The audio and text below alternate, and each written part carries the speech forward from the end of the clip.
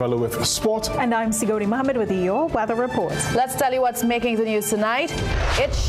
Prime Minister backs AG's warning to white-collar criminals, but one businessman cautions against growing rhetoric targeting the Syrian-Lebanese community. With the state of emergency extended, the Prime Minister confirms her government has an anti-crime plan in place. The atmosphere was making some noise today, but thankfully it doesn't plan on staying loud all night long. Details in the full forecast.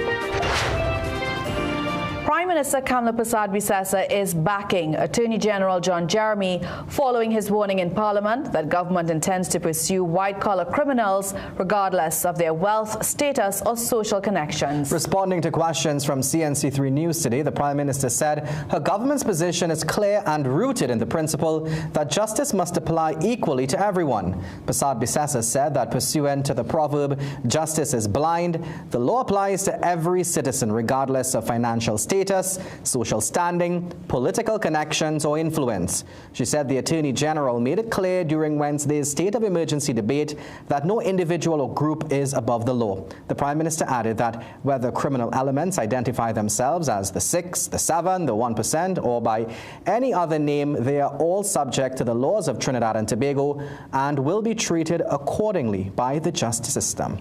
One businessman warns that racial and political persecution could force the local Syrian-Lebanese community to leave this country. Gary Aboud's comments come amid controversies surrounding statements made by Attorney General John Jeremy during debate on the extension of the state of emergency. He's now encouraging the Attorney General to take evidence of any wrongdoing to the police. Jesse Ramdale explains. Businessman and corporate secretary of the Fishermen and Friends of the Sea, Gary Aboud, has thrown down the gauntlet. It's only so much racism we can take. And if the Jews could leave Germany, the Syrian Lebanese can leave Trinidad. Aboud's comments come in response to remarks made by Attorney General John Jeremy during debate on the extension of the state of emergency. During his contribution, Jeremy said government would intensify its pursuit of white-collar criminals and those who facilitate organized crime, while also referencing the so-called 1%. But Aboud is pushing back. I represent the sea people. And is it to say that I represent them because I'm involved in drug activity? Take it to the police. My hands are as clean as I would want them to be. He's arguing that the resulting narrative by the government is creating fear among members of the Syrian-Lebanese community and unfairly casting suspicion on successful business families. The UNC must stop spreading hate and division in the nation. And if they continue, I am going to myself go on a platform to encourage every person who invests in this country to pull up their roots and find somewhere else fertile ground where people are loving and caring. As debate continues over the Attorney General's remarks and the government's broader anti-crime strategy, Aboud is urging leaders to consider the language being used and the potential consequences it may carry. If we in Trinidad and Tobago want to succeed, we must unify. There will be no national success, no economic recovery, no equilibrium in the balance of the budget if we are not unified.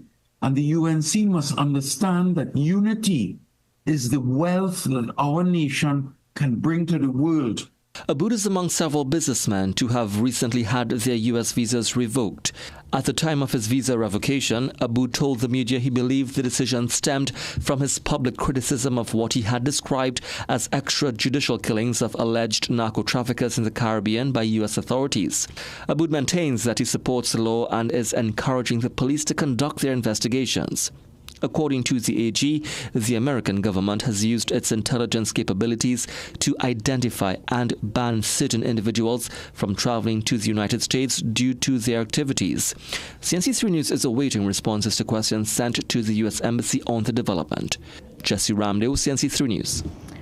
Well, tonight we asked, do you think government will follow through on its threat to lock up white-collar criminals who it says pose a threat to the country? Here's what some of you had to say.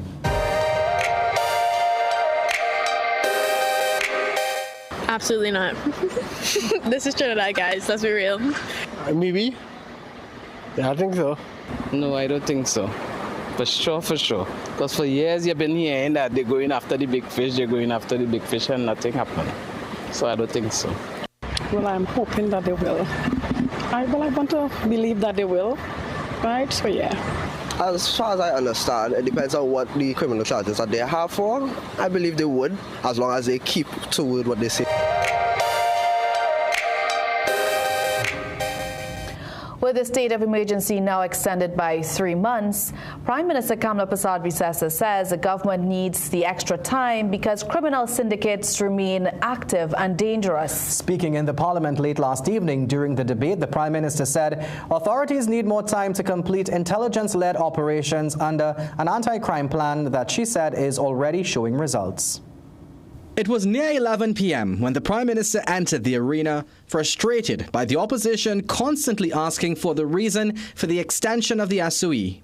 Why are you bringing this thing today? Why? I'll tell you why. You want to know what it is. You're saying it's crime. What crime? What is a big deal now to come for this extension? And this is why. The Prime Minister thought the reason was painfully obvious. She pointed to a correspondence on March 4th where the President said she was informed by Cabinet that within the last several days a number of violent criminal activities had taken place, such as mass shootings by members of criminal gangs, and there was also information that those gangs had intentions of attacking members of the protective services. Therefore, the Prime Minister said the extension of the SOE is not to take away liberties but to continue the fight against gangs that has not yet been won. SOE in Trinidad must endure, TND, for the criminal syndicates that imperil public order and menace the foundations of national security have not yet been subdued. We are working on that. They remain emboldened, they remain organized, and they remain patient. And she fired back at the opposition, who said the government will subject the country to an SOE for its entire term in office. Well, you're wrong. Nothing is further from the truth. And the Prime Minister used the occasion to reiterate that the government does in fact have an anti-crime plan. Persad-Bissessar said government has advanced a series of crime-related laws through Parliament, increasing funding, staffing and resources for law enforcement, and working with the United States. I said the work remains unfinished. Vulnerable communities and courageous witnesses still stand exposed to criminals. And so without the protective architecture the measures under the SOE afford, criminal organizations will reconstitute, will rearm, and methodically erase every gain we have been laboring to secure in Trinidad and Tobago. The Prime Minister said she conducted her own research and is 100% sure that the majority of the population stands behind the government in extending the SOE. Akash Samaru, CNC3 News. Well, Homeland Security Minister Roger Alexander is defending the state of emergency and its extension, saying the measures have helped law enforcement agencies to disrupt criminal activity and make significant progress in the fight against crime. During his contribution to the debate on the SOE extension in Parliament last evening, Alexander defended the use of preventive detention measures, which he said are designed to stop criminal activity before it occurs. The minister said the emergency declaration was based on intelligence provided by local and foreign intelligence agencies. He argued that the results so far justify the continuation of the SOE. 7,174 police-led operations.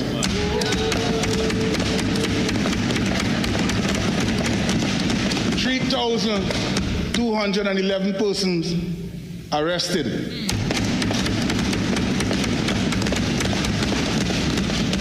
698 persons charged.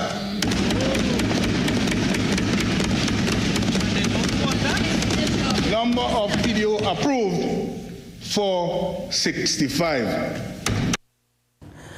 The minister also revealed that 184 firearms have been removed from the nation's streets. Meanwhile, opposition leader Penelope Beckles says the PNM remains willing to work with the government in the fight against crime. But Beckles warned that cooperation should not be mistaken for unconditional support, as she criticized the administration's request for a further 3-month extension of the state of emergency. In her contribution to yesterday's parliamentary debate, Beckles said crime affects all citizens regardless of political affiliation and requires a united response. I have said it before and I would say it again, that the opposition is willing to work with the government. But guess what? I never hear the government say they're willing to work with the opposition. And don't feel that you could imply any threat to suggest to me that because anything you bring, I support it. That is not what it means. Well, we'll have more reactions to the SOE extension later on in the newscast. Well, still to come, tourism stakeholders lash out over the SOE extension, accusing Tobago MPs of ignoring the island's concerns. After a year's absence, funding is allocated for the 2026 Independence Day Parade as part of a multi-billion-dollar supplementary budget request. Coming up in sport, West Indies captain Shea Hope wary of spin as T20 series begins in Kingston. The best gifts for dads always cost less at Detour. This Father's Day, Detour gives you the best choice, quality, and value for dad. Infinity premium shirts and regular slim fit dress pants up to 20% off. Plus casual shirts, polos, jeans, pants, shorts, swimwear, and activewear up to 15% off. Plus weddings and grads are in the air. See Detour's finest selection of suits and blazers, including 6 grads and grooms combo offers now for $375. All footwear is up to 50% off. Plus most Van Heusen now 15% off. Only on Detour.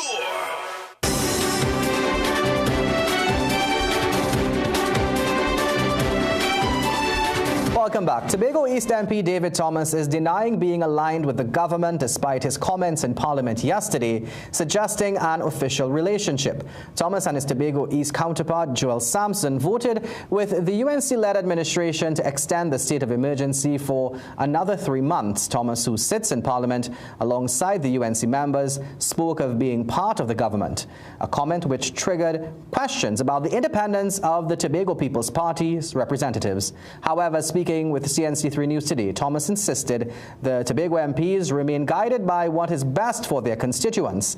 He said the decision to support the SOE followed consultations and careful consideration. Thomas declared Tobago has seen its best days since the general election and vowed to be the first to speak against any policy harmful to the island. I am not here on party politics. I am not here for anything else but to represent Tobago and follow the guidance I get and the consultation that brings me to structured decision making, and my utterances would only reflect that. Thomas dismissed concerns about the impact on tourism, citing the success of Tobago Carnival 2025 during the last SOE. However, Tobago Hotel and Tourism Association President Reginald McLean challenged Thomas, saying the SOE was detrimental to the industry. 2 weeks a year for Carnival, over the Carnival period, does not make 52 weeks happen in a year. I have just cancelled my trip to Germany on Sunday for marketing of the destination because it makes no sense. Right? That is the stance I am taking. PNM Tobago Council leader Shamfa Cudjoe has condemned the Tobago MPs, describing them as blind puppets of the UNC. Meanwhile, political analyst Dr. Bishnu Raghunath said the TPP and UNC have not hidden what he described as an alliance. However, TPP chairman Ann Natasha Sakan maintains there is no formal alliance, merely cooperation on issues beneficial to Tobago. Well, Trinidad and Tobago has spent more than 400 days under continuous states of emergency, raising questions about how citizens are adjusting to prolonged emergency powers. Sociologist Dr. David Mohammed says the impact is not experienced equally across society, with some communities long exposed to heavy policing and strained relations with the state. He argues that for these communities, emergency conditions may feel less temporary and more like a constant feature of daily life. Dr. Mohammed says this reflects deeper inequalities in how rights and justice are experienced across different social groups. He warns that this reality shapes how people perceive both security measures and the state itself. There are those in our society who, I guess I could say, have already felt the dark cloud of emergency powers looming over their residential spaces and could probably hardly even tell the difference between whether there's a state of emergency or not. Counseling psychologist Anna Maria Mora says the effects are also being felt at a personal level, with growing anxiety and frustration among citizens. She says even people not directly affected by crime are increasingly worried about who could be next. Mora warns that repeated emergency measures can also lead to desensitization and reduced trust in institutions. She says this creates emotional pressure in already stressed communities. This whole thing about people who are not really involved in the dotishness being made to feel that they are. And they are angry. People are angry in this country right now, you know. We could expect anything right now. Both experts say prolonged emergency rule carries consequences beyond crime control, affecting how citizens relate to the state and to each other. They warn that after more than 400 days under emergency powers, those effects are becoming harder to ignore. Well, 13 trade unions are coming together to criticize the Prime Minister's defense of restricting public assemblies within 500 meters of 15 designated sites. The unions say democracy cannot be reduced to a matter of square kilometers. The Prime Minister told Parliament that while citizens are restricted from specific zones, they still have access to over 5,100 square kilometers of land to protest, and pointed to a demonstration outside her office as evidence that assembly rights remain intact. But the unions argue the issue is not about land space, but access to power, warning that relocating protests away from decision makers weakens democratic expression. They also defended Woodford Square as a historic symbol of labor and political struggle. The government maintains the restrictions are necessary for national security and the protection of critical infrastructure under the extended state of emergency.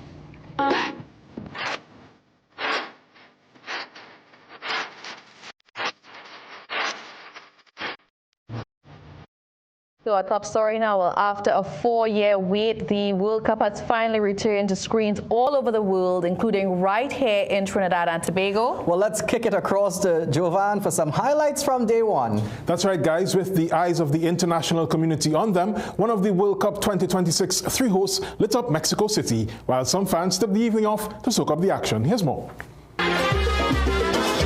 The opening ceremony also saw some stellar performances, mostly from Central and South American artists. The atmosphere was different. Every 4 years, World Cup time is the best time to book that vacation. Others flutter to and from their work desks, trying to catch a glimpse of the action. However, a sports journalist doesn't necessarily need these excuses for a runaway now and then. Today we're off to find out where offers the best fan experience on day one of the 2026 World Cup, or whether the vibe around the tournament is even worth the hassle. Our journey began at the all-out sport bar at the Queen's Park Oval, where World Cup excitement was on full display. The atmosphere was electric, with football fans gathering to witness the tournament's opening match. Among them were not only passionate Trinbagonians, but also Mexican supporters proudly backing their nation as Mexico marched to a 2-0 victory over South Africa. It's such a warm feeling. I mean, being so far away from my country, I was just looking to a place because I had to be here because of work. So I was like, damn, man, where can I see watch the game? So it just feels amazing, the atmosphere, to be surrounded with people who's actually looking at the game. With a lively atmosphere and passionate supporters, the all-out sports bar delivered a fitting start to what promises to be an unforgettable World Cup. Samaki Felician, CNC3 Sport. Great scenes all over now. That's all for now. Stay tuned for some more World Cup coverage later on in tonight's Sportcast. Can't wait to see what you all have in store for us. Really excited for that. Well, still to come in the news, the man accused of murdering Mercedes Lane, man of Palo Seco, is denied bail. Today's weather was not just about the rain. Join me as we turn our attention to the seas right after the break. Okay, let me see you, Cherry Hill. Yeah, now take it back. Let me see you rock off, shake off. Let me see you rock off. Let me see you kick right. Now step forward, now step back. Lucozade, bring the energy. Unbeatable taste, new look. Shake off. Let me see you rock off. Mom, Dad, this is Trevor. Hi. He's no Kieran.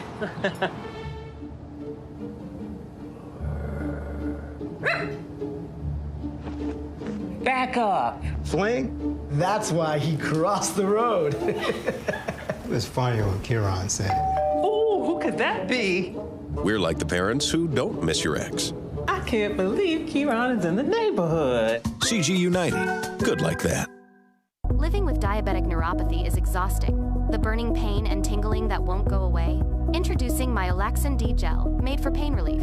Fast absorbing, non-greasy, and easy to apply. Its Carbomer gel formula delivers relief deep at the nerve level. Oleoresin capsicum helps reduce pain signals, while diclofenac eases inflammation. Menthol and camphor provide fast, soothing comfort, so the pain eases and comfort returns.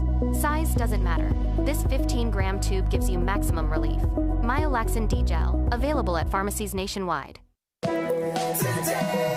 can make your goals unfold, go get it. You can live your dream, join the team, let's do this. You can get the help you need to succeed with Run Credit Union. You can believe that you can achieve it. Big goals, small ones too. Run Credit Union, we've got you. No more waiting, that won't do. Make someday today. One life, so make it good. Live the way you know you should. With Run Credit Union, yes you could. Make someday today. Live your best life today with Rand Credit Union. Get the story first. Want to know what's happening in news, sports, or crime? Get the CNC3 app. As the story breaks, CNC3 is there giving you the story first on your mobile device. Be connected to the most trusted and reliable news source, CNC3. Access your world with just a tap. The CNC3 app. Download it today.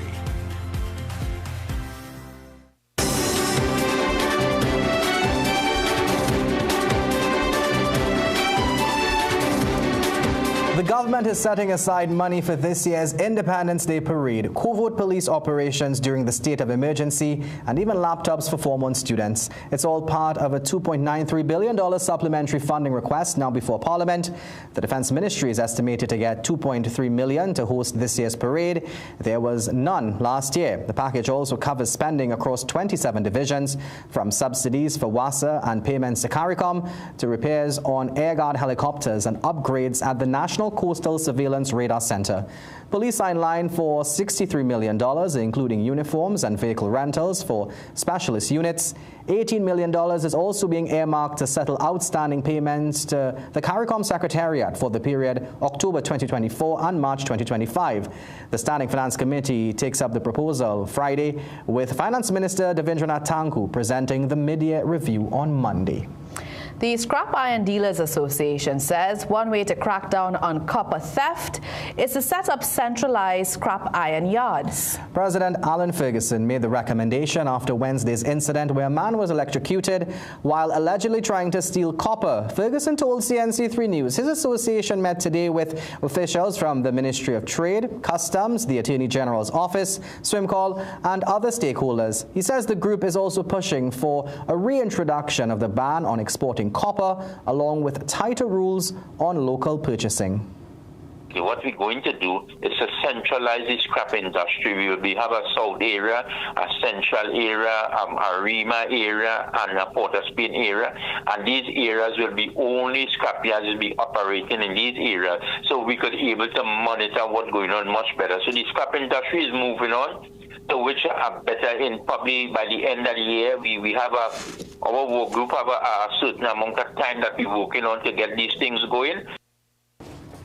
Ferguson also encourages scrap metal dealers to exercise due diligence when conducting business and to immediately report any suspicious transactions to the appropriate authorities. Calls and messages to Public Utilities Minister Barry Padarath went unanswered up to news time. Well, NGL held its profits steady in the first quarter, overcoming weaker gas production and lower international product prices. Meanwhile, the private sector organization is welcoming parts of the finance bill, saying several measures support investment, business confidence, and long-term economic growth. Andrea Perez-Sobel shares more in tonight's Business Watch.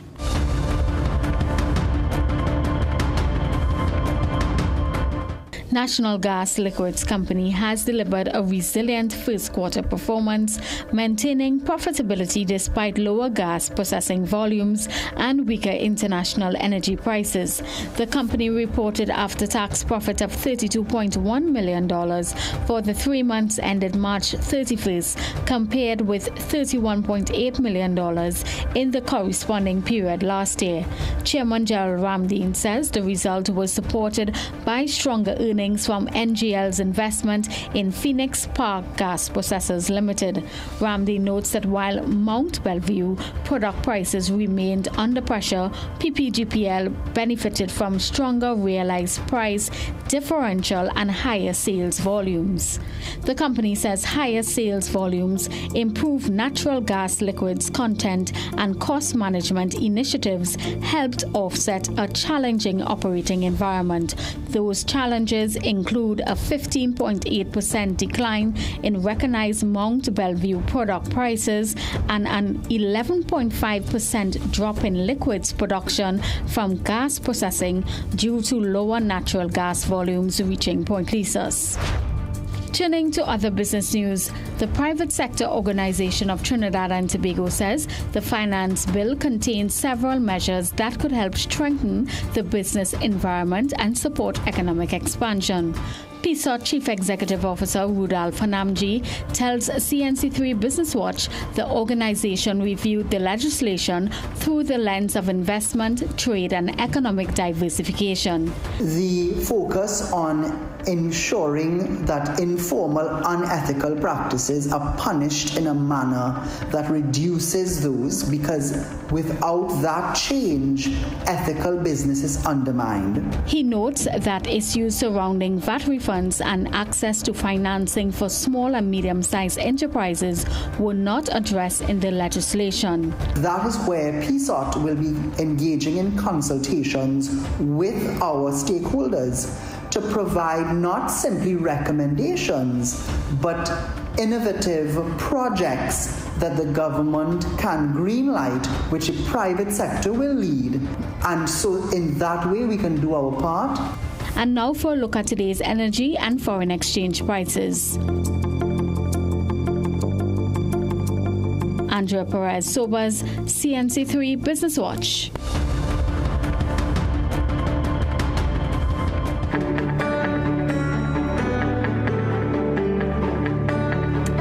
Now time for the weather forecast with Siguni, and today was quite an overcast day. Yes. And driving to work was such an experience. I think I left home with no rain, hit some rain on the highway, then a patch of, no rain again, and then in Port of Spain it was and coming to work was difficult too because of that same rain. Yeah, it was a challenge, right? And we had wicked weather today. We had lightning and thunder being reported across parts of Trinidad. Tobago overnight into this morning actually suffered some infrastructural damage to a communication tower, and they are on the scene right now. TEMA is there working to assess the situation, and we're looking at frequency communications for marine providers really being impacted at this point, but that is being assessed, and we'll see what happens with that tomorrow. But that just goes to show you guys what type of weather we've been experiencing over the last few hours, and we would have said last evening that not everywhere is going to experience the same kind of weather. Into this evening, what we're seeing now, after being covered with cloud earlier today from what Akash and Ria were explaining, now we are starting to see settled conditions. It's still partly cloudy in a few areas, but it's all beginning to clear out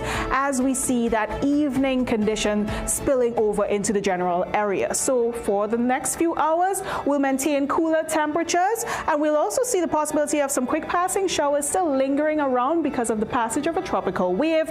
And again, conditions remain quiet into this forecast because we're now transitioning from that wet period into a drier spell into the next 24 hours in this outlook. But that's not all that's happening. So we have this tropical wave now pulling well into the Caribbean Sea, and we also have some Saharan dust haze entering the picture. But look at what's happening here. I'm just going to step out quickly. You see that yellow X in the corner there? there, just into the Gulf.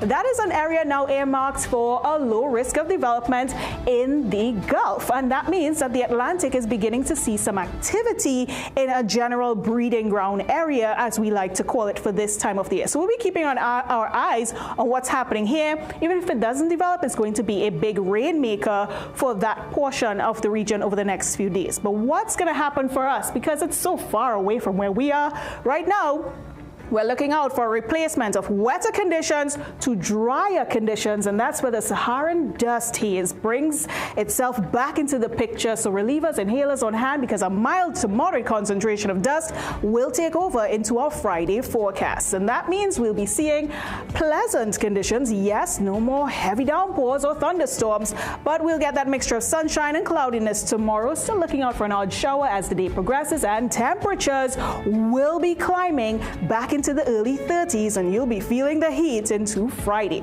If that's enough for you to head to the beaches to cool down, well, guess what? We are expecting occasionally choppy conditions to persist here within the nearshore and sheltered areas. Our winds are still a little bit strong offshore, so pay attention where that is concerned. And for all you marine interests, sea bathers, sand bathers, and even all of you who have a vessel in the forecast here, spring tide is in effect. So extra caution is advised over the next few days as we head into that new moon phase, which kicks off into Saturday. So you really want to be mindful of what's happening offshore. Even though on land it's clearing up and the weather looks fine, there's still a lot happening for the marine community, and you need to pay attention. All right, thank you so much, Siguni. Still to come in the news, leadership dispute leaves former Panorama champs Hatters Steel Orchestra in limbo. In every room, Vision sets the standard. For a limited time only, get your progressive transition lenses with an anti-reflective coating, designer frames, and eye exams. Starting at $16.50, only at Seaview Optical. Affordable eye care for everyone. Discover the taste of tradition with Fine Choice Meats. Our products are made with locally grown chickens, raised on a healthy low-fat diet with no added hormones or steroids. Our commitment to quality guarantees a delicious and nourishing culinary journey. From our farms to your family, choose Fine Choice Meats. As parents and teachers, we came together to establish the National Council of Parent-Teacher Association because we firmly believe that there is greater strength in unity. Today, our schools face real challenges: bullying, violence, and fear. No parent should send a child to school and wonder if they will be safe. No teacher should walk into a classroom afraid of losing control. That's why we welcome the Trinidad and Tobago Police Service into our schools. They bring expertise, they bring skill, and most importantly, they bring the reassurance that learning can happen in peace. We believe in unity. Now we are stronger. We are on board with the police. The School-Oriented Policing Initiative. Securing our schools. Securing our future. Get the story first. Want to know what's happening in news, sports, or crime? Get the CNC3 app. As the story breaks, CNC3 is there giving you the story first on your mobile device. Be connected to the most trusted and reliable news source, CNC3. Access your world with just a tap. The CNC3 app. Download it today.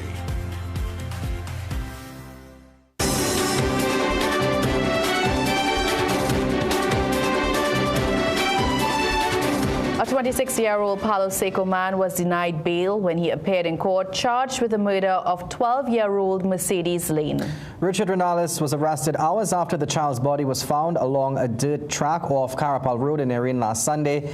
He was denied bail by Master Kalisha Ambrose Prasad Singh and is scheduled for a sufficiency hearing on February 4th next year. Lane was reported missing around 4 p.m. last Saturday when she failed to return home after a relative put her in a PH taxi. An autopsy later revealed that she had been beaten to death. A Las Lomas man who killed his pregnant mother back in 2019 will spend nearly another decade behind bars. 25-year-old Michael Joseph pleaded guilty to manslaughter by provocation after stabbing his mother Roxanne Campo 42 times. He was originally charged with murder. Justice Shireen Murray Bailey accepted a plea deal that set a 27-year starting point with reductions for his guilty plea, time served and mitigating factors.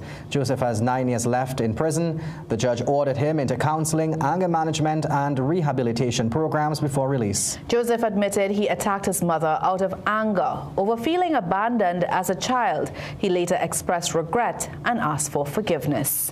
Well, as part of continued efforts to combat gang violence, police are calling on parents to show the necessary care in steering their children away from criminality.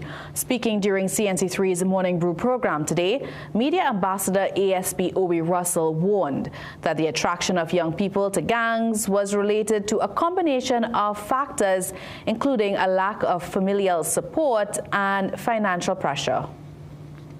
They lack that sense of love, that sense of belonging, that sense of worthiness, that you mean something. They lack that self-worth. There's a financial pressure attached to it a lot of the times where you are in a home that they cannot give you the nice sneakers and the nice phones that your friends have. Russell also warned that violence in communities may be normalized. You're so prone to seeing violence that you think that is the only way. There are persons who what we call they are making home jail. They never left their areas. They need their sneakers. They send somebody in Port of Spain to buy the sneakers and bring it back for them. So on this basis, Russell appealed to parents and families to spend time with their children, showing them affection and giving them experiences they can cherish. Oh, it's time for sport now, and we know the eyes of the world right now are on the football, but back at home, there's a new strongman, and no, it's not Jesse Ramdo. Yes, Akash, we hear the story of perseverance as a strongman returns home. And the N3A's president is lamenting the absence of the nation's top athletes at this weekend's national championships. Details when sport returns. Recession have you down? Don't lose hope. Head on down to Tire Clinic for the recession deals. Big savings with our road hazard warranty on Dunlop 2021 Falcon tires. Available at Tire Clinic, Cuba, Chaguanas, and Pleasance Park. Tire Clinic, a tire for every need. Call 636-8973